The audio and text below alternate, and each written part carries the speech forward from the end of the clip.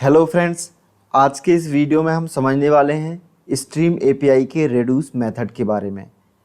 इस वीडियो में हम बहुत ही अच्छे तरीके से समझेंगे कि रेड्यूस मेथड का बेसिक यूज है क्या और किस तरह से हमें यूज करना है किसी प्रोग्राम के अंदर रेड्यूस मेथड का स्ट्रीम के एलिमेंट्स के साथ ऑपरेशन परफॉर्म करने के लिए। तो चलिए आगे बढ़ते हैं इस वीडियो में और एग्जाम्पल की मदद से यूज करके देखते हैं रेड्यूस मेथड का और ये भी समझते हैं कि इस रेड्यूस मेथड का बेसिक यूज है क्या। तो सबसे पहले मैं आपको बता दूं कि अभी तक जो हमने पिछले वीडियोस में मेथड्स यूज किए हैं स्ट्रीम एपीआई के, उन ज़्यादातर मेथड में होता क्या था कि हम स्ट्रीम के एलिमेंट्स के साथ कुछ ऑपरेशन परफॉर्म करवाते थे उन मेथड्स के थ्रू, और फिर लास्ट में वो मेथड्स ऑपरेशन परफॉर्म करने के बाद हमें एक न्यू स्ट्रीम एलिमेंट की रिटर्न करवाते थे जनरेट करवा के। लेकिन ये जो रेड्यूस मेथड है ना, ये कभी भी स्ट्रीम जनरेट करवा के रिटर्न नहीं करेगा एलिमेंट्स की। जो भी एलिमेंट्स इसके पास आएंगे स्ट्रीम के प्रोसेस होने के लिए, उनके साथ हम कुछ ना कुछ ऑपरेशन परफॉर्म करवाएंगे सारे एलिमेंट्स को स्ट्रीम के कंबाइन करके। यानी कि सारे एलिमेंट्स को कंबाइन करके हम कुछ ना कुछ ऑपरेशन परफॉर्म करवाएंगे, कस्टम ऑपरेशन, और उसके बाद जो रिजल्ट रिटर्न करेगा रेड्यूस मेथड, वो एक सिंगल वैल्यू के रूप में, सिंगल वैल्यू के फॉर्म में रिजल्ट रिटर्न करेगा। यानी कि ये कभी भी न्यू स्ट्रीम जनरेट करवा के रिटर्न नहीं करवाएगा, ये हमेशा सिंगल वैल्यू ही रिटर्न करेगा रिजल्ट के रूप में।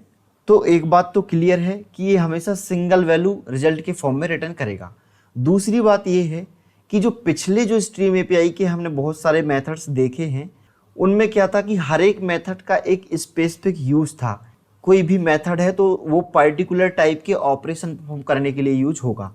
लेकिन ये जो रेड्यूस मेथड है, ये बेसिकली जनरल पर्पस मेथड है और इसमें हम कई तरह के कस्टम ऑपरेशन परफॉर्म कर सकते हैं। बेसिकली ये जो रेड्यूस मेथड है, ये स्ट्रीम के एलिमेंट्स के साथ कस्टम ऑपरेशन परफॉर्म करने के लिए ही यूज होता है। तो हम क्या कर सकते हैं कि कस्टम रिडक्शन ऑपरेशन परफॉर्म कर सकते हैं स्ट्रीम के एलिमेंट्स को कंबाइन करके, यानी कि सभी एलिमेंट्स के साथ कई तरह के हम कस्टम ऑपरेशन परफॉर्म करके और रिजल्ट के फॉर्म में एक सिंगल वैल्यू रिटर्न करवा सकते हैं, या ये कहें कि एक सिंगल वैल्यू के फॉर्म में या सिंगल वैल्यू के रूप में हम रिजल्ट रिटर्न करवा सकते हैं। और यही रेड्यूस मेथड करता है, ये हमेशा सिंगल वैल्यू ही रिटर्न करेगा रिजल्ट के फॉर्म में। तो चलिए एग्जाम्पल की मदद से हम इसको यूज करके देख लेते हैं। तो यहाँ पे मैंने मेन प्रोग्राम के अंदर एक लिस्ट बना रखी है इंटीजर टाइप की, और इस लिस्ट में मैंने कुछ एलिमेंट्स को ऐड कर रखा है। अब मैं चाहता हूँ कि ये जो लिस्ट के एलिमेंट्स हैं, इनको सभी को आपस में ऐड करके और इनका सम कैलकुलेट करवाना चाहता हूँ। तो इन सभी एलिमेंट्स का इस लिस्ट के सम कैलकुलेट करवाने के लिए मैं यहाँ पे यूज करूँगा स्ट्रीम एपीआई के रेड्यूस मेथड का, क्योंकि रेड्यूस मेथड की मदद से हम किसी भी तरह के कस्टम ऑपरेशन परफॉर्म कर सकते हैं। और जब हम इनका सम कैलकुलेट करेंगे तो हमें लास्ट में एक सिंगल वैल्यू ही चाहिए, जो कि होगा इन सभी एलिमेंट्स का सम। तो अब देखिए रेड्यूस मेथड, क्योंकि ये भी स्ट्रीम इंटरफेस के अंदर ही अवेलेबल है, तो सबसे पहले तो हमें स्ट्रीम जनरेट करवानी पड़ेगी इस लिस्ट की। तो इसके लिए हम क्या करेंगे, list of integers dot stream method को कॉल करेंगे और इसके बाद मैं सीधा कॉल करूंगा रेड्यूस मेथड को। देखिए क्योंकि स्ट्रीम जनरेट हो गई है, अब हमें सभी एलिमेंट्स को कंबाइन करके आपस में क्या करना है, ऐड करना है, और उसके बाद एडिशन के बाद जो रिजल्ट होगा वो रेड्यूस मेथड रिटर्न करवाएगा, जो कि होगा सम। हमारे जो स्ट्रीम के सभी एलिमेंट्स हैं उनका सम होगा। तो यहाँ पे मैं रेड्यूस मेथड को कॉल करता हूँ। अब थोड़ी सा रेड्यूस मेथड के बारे में और जान लेते हैं कि ये आर्गुमेंट किस टाइप का लेगा। तो यहाँ पे हम ओपन करते हैं इसका डिक्लेरेशन। तो ये है स्ट्रीम इंटरफेस के अंदर डिक्लेयर, और ये जो आर्गुमेंट लेगा ये होगा एक बाइनरी ऑपरेटर का रेफरेंस। अब ये बाइनरी ऑपरेटर क्या है, ये एक फंक्शनल इंटरफेस है और java.util.function पैकेज के अंदर डिक्लेयर है। और ये जो बाइनरी ऑपरेटर इंटरफेस है, ये बाइनरी फंक्शन इंटरफेस को एक्सटेंड करता है। तो ये भी फंक्शनल इंटरफेस है और इसी के अंदर वो मेथड है जिसको हमें इम्प्लीमेंटेशन पास करना है रेड्यूस मेथड के अंदर। तो ये जो मेथड है अप्लाई करके, इसके अंदर हमें दो आर्गुमेंट पास करने हैं जब भी हमें इसका इम्प्लीमेंटेशन देना है। तो कुल मिला के हम वापस आते हैं रेड्यूस मेथड के पास। तो यहाँ पे हमें करना क्या है, बेसिकली बाइनरी ऑपरेटर इंटरफेस का एक रेफरेंस पास करना है। यानी कि ये जो बाइनरी इंटरफेस है ये एक फंक्शनल इंटरफेस है, तो हम इसमें इम्प्लीमेंटेशन पास करेंगे लैम्डा एक्सप्रेशन के थ्रू, और जो इम्प्लीमेंटेशन होगा उसमें हम दो आर्गुमेंट पास करेंगे, क्योंकि हमने अभी मेथड देख ही लिया है जिसको हमें इम्प्लीमेंटेशन देना है वो हमेशा 2 आर्गुमेंट लेगा। और ये रिटर्न क्या करवाएगा रिड्यूस मेथड, ये रिटर्न करवाएगा हमेशा ऑप्शनल क्लास का ऑब्जेक्ट। अब चलिए वापस चलते हैं अपने एग्जाम्पल पे। तो यहाँ पे देखिए हमने रिड्यूस मेथड को कॉल किया, अब हमें इसमें पास करना है बाइनरी ऑपरेटर का रेफरेंस, यानी कि एक इम्प्लीमेंटेशन पास करना है जो 2 आर्गुमेंट लेगा। तो हम क्या करेंगे, यहाँ पे लैम्डा एक्सप्रेशन के फॉर्म में इम्प्लीमेंटेशन पास करेंगे। इसमें 2 आर्गुमेंट पास करने हैं, यानी कि E1 यानी कि एलिमेंट 1 और E2 यानी कि एलिमेंट 2। ये हमारे स्ट्रीम के एलिमेंट्स ही हैं जिनको हमें पास करना है लैम्डा एक्सप्रेशन की बॉडी में। अब यहाँ पे मैं E1 और E2 दे रहा हूँ, इसका मतलब ये नहीं है कि हमें E1 और E2 ही देना है हमेशा, आप कुछ भी नेम दे सकते हैं यहाँ पे।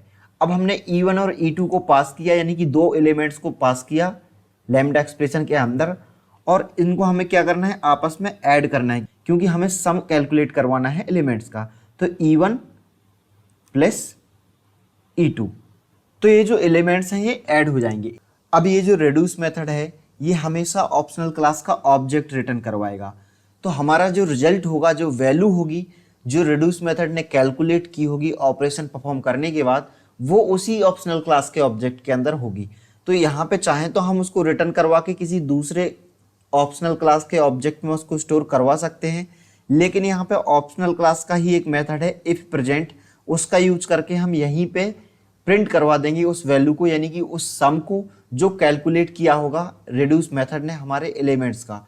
तो हम यहाँ पे क्या करते हैं, इफ प्रेजेंट यानी कि अगर वैल्यू प्रेजेंट है ऑप्शनल क्लास के ऑब्जेक्ट के अंदर, यानी कि वो सम जो एलिमेंट्स का सम है वो कैलकुलेट होके आया है, वो अगर प्रेजेंट है जो रिड्यूस मेथड ने रिटर्न किया है, तो उसको हम क्या करवाएंगे, यहाँ पे प्रिंट करवाएंगे सिस्टम डॉट आउट और प्रिंट ln मेथड को रेफर कर देंगे यहाँ पे। तो अब होगा क्या, रिड्यूस मेथड एक एक करके सारे एलिमेंट्स को आपस में ऐड कर देगा और उनका सम कैलकुलेट करने के बाद, क्योंकि यहाँ पे हमने एलिमेंट्स को ऐड करने का लॉजिक पास किया है, तो इस लॉजिक के बेस पे रिड्यूस मेथड क्या करेगा, ऑपरेशन परफॉर्म करेगा एलिमेंट्स के साथ और उनको आपस में ऐड करके, और जो सम है उनका हमारे एलिमेंट्स का, उसको रिटर्न करवाएगा ऑप्शनल क्लास के ऑब्जेक्ट के अंदर, और उसको हमने यहाँ पे प्रिंट करवाया है। अब एक बार हम इस प्रोग्राम को रन करके देख लेते हैं।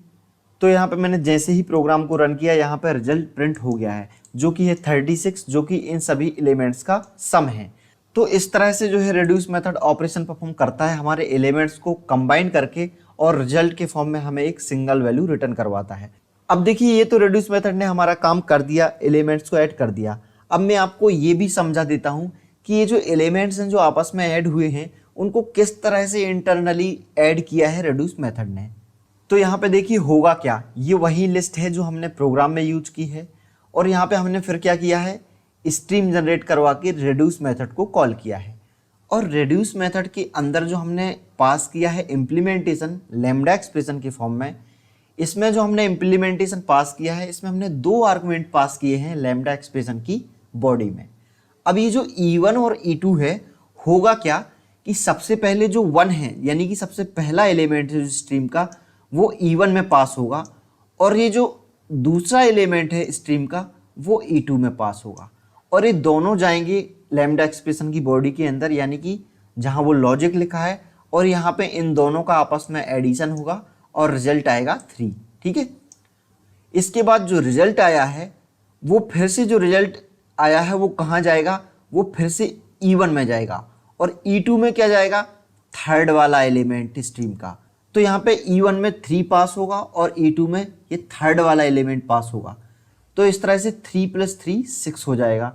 इसके बाद जो ये 6 फिर से आया है कैलकुलेट होके, ये फिर से पास होगा आपका किसमें, E1 में, और E2 में क्या पास होगा, E2 में पास होगा आपका 4th एलिमेंट।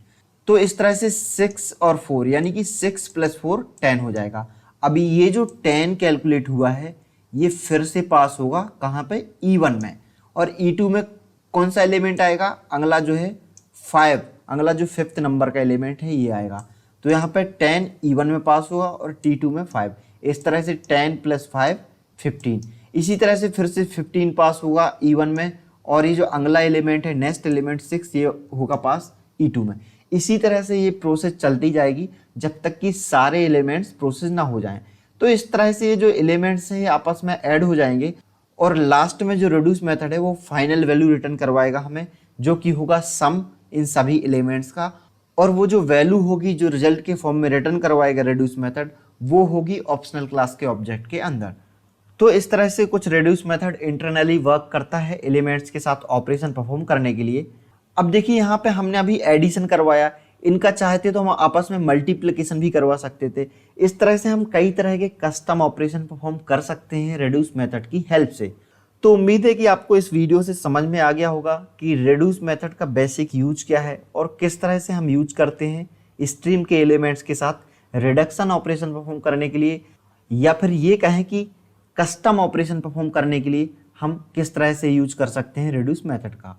तो उम्मीद है कि आपको इस वीडियो से समझ में आ गया होगा कि रेड्यूस मेथड का बेसिक यूज क्या है और किस तरह से हम यूज करते हैं रेड्यूस मेथड का स्ट्रीम के एलिमेंट्स के साथ कस्टम ऑपरेशन परफॉर्म करने के लिए। तो आज के इस वीडियो में इतना ही, मिलते हैं अगले वीडियो में, तब तक के लिए बहुत बहुत धन्यवाद।